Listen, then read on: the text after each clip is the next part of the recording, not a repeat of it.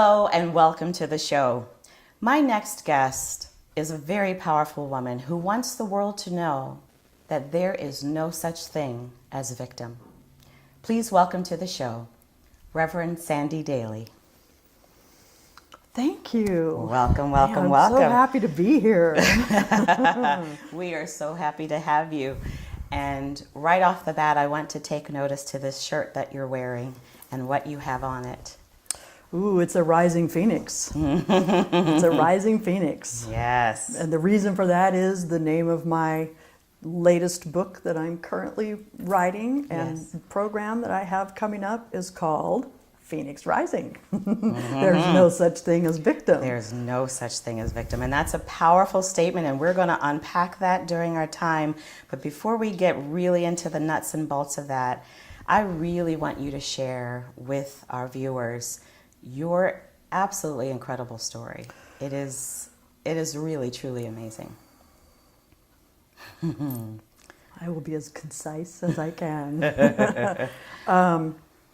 Okay, so basically, I was born into a dysfunctional circumstance in which I learned very thoroughly that I was a victim, that I was meant to be a victim, that I would never be loved, that I was ugly, that I would never be happy, I wasn't meant for success, and I was worthless because I was a girl. Wow. And that was what I learned as a child about myself. And because I learned it, I was conditioned, it was beaten into me as a child. From all your of those family things, my family, yes. Foster care, all that stuff. Okay. So that was how, because I learned that so thoroughly as a child, that's how I lived my life as if it was true. Right. So as I grew, became a teenager, got interested in boys, who do you think I attracted?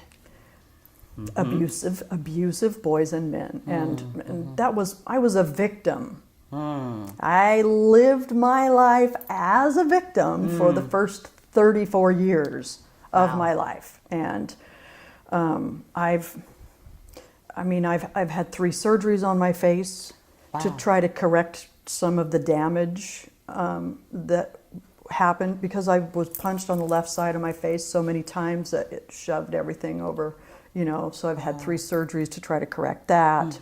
I know what it's like to live with a man who claims to love me and yet tells me on a regular basis that you're too ugly to be seen in public with me.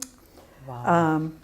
That kind of stuff. That was my norm. That was your daily reality. That was my daily reality. And because I believed that was how that was what I was put on this earth for, was to be abused. Wow. So I didn't know how to do it differently. Yes. That's it in a nutshell. I mean, there's more, but a lot more. A lot more. A yes. lot more. Yeah.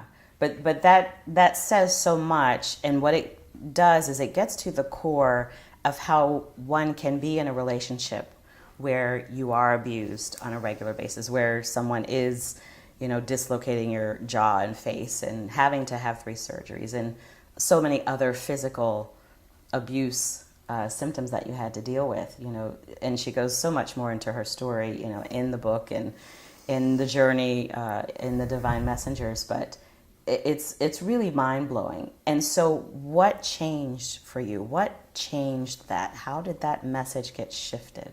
I was in relationship with my last abuser. Okay. And I had left him for the 6th time. Yes. And I was staying in the home of a friend who loves me. She's like my second mom. And he talked me into coming back once again. One more time. She just wanted me to be safe. She opened her home to me. Things were going well. But there's this thing that an abuser will do. I love you, I need you, I can't live without you. Yes, and they if pull you back in. I kept saying, no, I'm not coming back because you hurt me on a regular basis. And then he would move to, if you don't come back, I'm going to kill your kids. Whoa.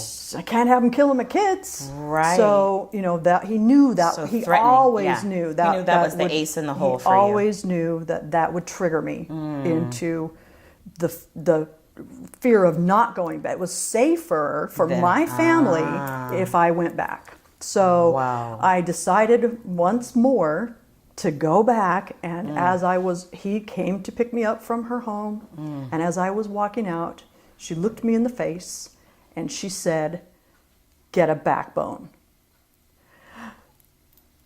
I was like, whoa. But I'm a victim. But I'm a victim. What do you mean, get a backbone? I grew up believing that I was weak.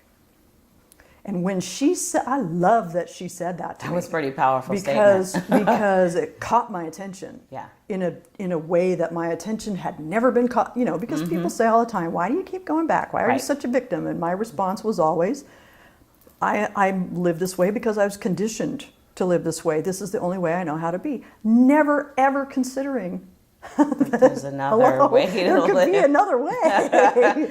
So she said, "Get a backbone." Caught my attention. Whoa. And I went ahead and went with him, but that was the beginning. That was the beginning of my shifting my life, because it's this new thought that I had never considered before kept showing up in the weeks that followed.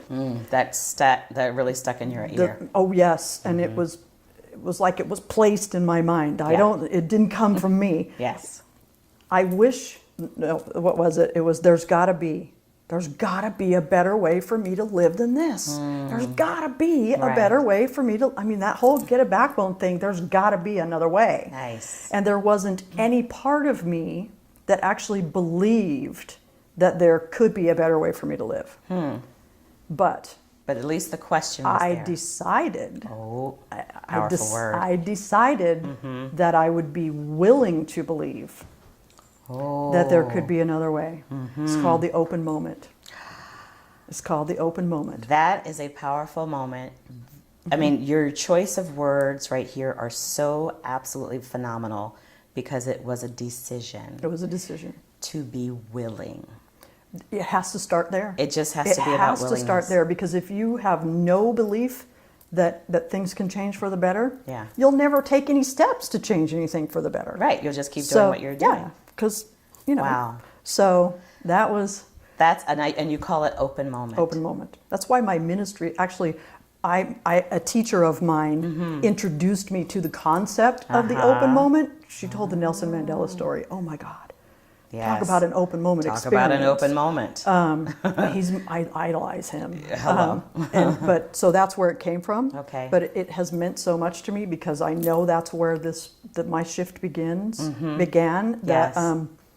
My ministry is called Open Moment Ministries. And the tagline for my ministry is "Live in the Om." Ooh. Ooh.